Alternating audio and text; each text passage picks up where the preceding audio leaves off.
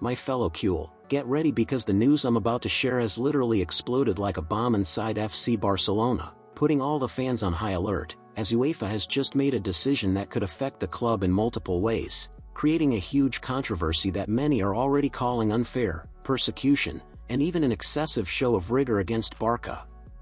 So I want you to stay with me until the end of this video because I'm going to explain everything step by step, in detail, what happened, why it happened, and most importantly, how it could impact Barcelona in the upcoming weeks, since this situation doesn't just involve a single player, but has direct consequences on the team's performance in the next rounds of the Champions League and on the overall morale.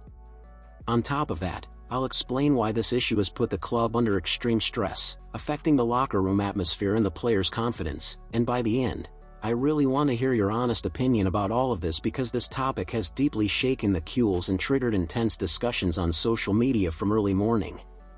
But before we dive into the UEFA punishment, I need to bring you two more pieces of not-so-good news involving two key Barcelona players, news that comes directly as a result of the painful defeat against Chelsea in the Champions League, a match that exposed problems that many fans already suspected and which are now officially confirmed.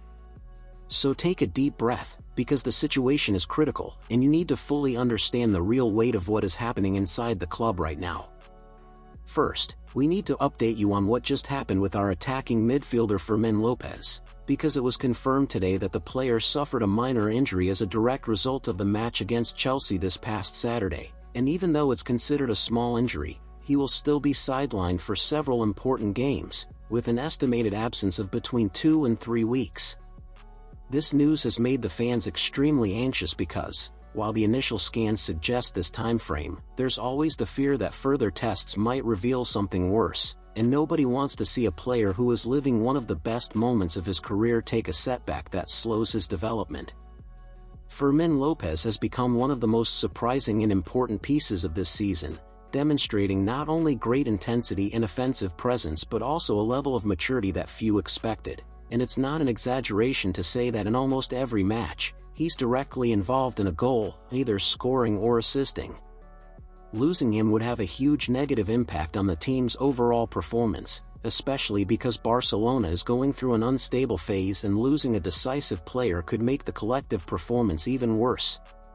Many fans are already saying that Fermin Lopez is, without a doubt, the best player at Barcelona this season, and with the numbers he's producing, it's hard to disagree, especially as several other key players have dropped in performance while Fermin has stepped up, taken responsibility, and proven he deserves to be a starter. So I want to know your opinion. Do you think Fermin Lopez is truly the best player at Barcelona so far this season? Does he deserve this recognition, or do you have another player in mind who's performing even better? Let me know in the comments because I want to understand how the fans perceive this young player's growth and impact on the team. Now we need to talk about a situation that isn't looking good either and involves Jules Kounde, because the problems he's facing behind the scenes at Barcelona have increased significantly after the Chelsea match, where he was directly responsible for the first goal conceded by scoring an own goal in the first half. This incident triggered a huge wave of criticism on social media, in sports programs, and even among the more moderate fans who usually try to support players during difficult moments. It's important to remember that last season, Jules Kounde was considered one of the best right-backs in the world, impressing all of European football with his physical endurance, defensive consistency, and even his offensive contributions when the team needed it. However, this season his performance has visibly and worryingly dropped, to the point that today he receives far more criticism than praise, creating a tense environment within the squad. With each game, more CULÉS fans voice complaints, saying he's no longer useful and that Barcelona should look to the market and recruit a new right-back for greater defensive security, while another part of the fanbase believes he's still valuable and that without him the defense would be even worse. But there's no denying his drop in performance, and I really want to know your opinion. Do you think Kounde should be sold? Does Barcelona urgently need a new right-back? And on a scale from 0 to 10, how much do you think his level has dropped compared to last season? Answer in the comments because this discussion is bound to be heated and spark a lot of debate among fans. With the 3-0 loss against Chelsea, things for Barcelona, already bad, got even worse. Before the match, the club was in 9th place and needed to win at all costs to stay in the top 8, but after this humiliating defeat, Barca dropped to 15th, moving further away from direct qualification and facing serious risk of having to play in the playoffs to try to advance, a scenario nobody wanted to see. And as if that wasn't enough, the club desperately hoped that the other results that day wouldn't make the situation worse, but unfortunately, that's exactly what happened. With the results of other teams, Barcelona fell again and now sits in 18th position, an extremely dangerous situation that drastically reduces their chances of qualifying directly and puts the club at real risk of not even participating in the playoffs if they don't get better results in the next 3 matches. The scenario is both desperate and extremely frustrating because the team started the Champions League with hope and good performances, but everything collapsed quickly and unexpectedly. Now, Barcelona will need a near miracle to recover and secure a spot among the top 8. Is it still possible?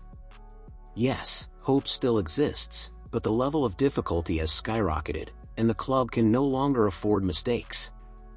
Finally, we come to the most controversial point of this video, the one that has left CULÉS fans furious from early morning, the sanction UEFA wants to impose on Barcelona and Ronald Araujo because of his red card in the match against Chelsea.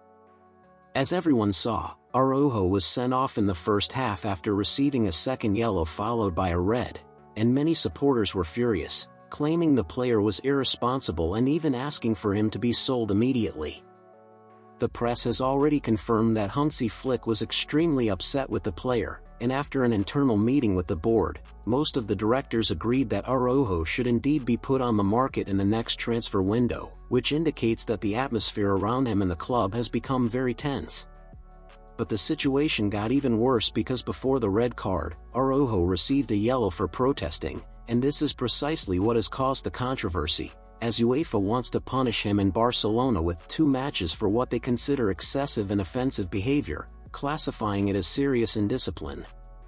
Barcelona will appeal to try to reduce the suspension to just 1 match, as is usual in these cases, but the truth is that this insane decision hit the club like a bomb. As the captain that day, Araujo could have talked calmly to the referee, but he simply walked off the pitch angry, leaving everything unresolved, which only strengthened UEFA's argument. Now I want your full opinion. Do you think Araujo deserved the red card? Should he serve 1 or 2 matches suspension? And also, do you think Barcelona is right to want to sell him?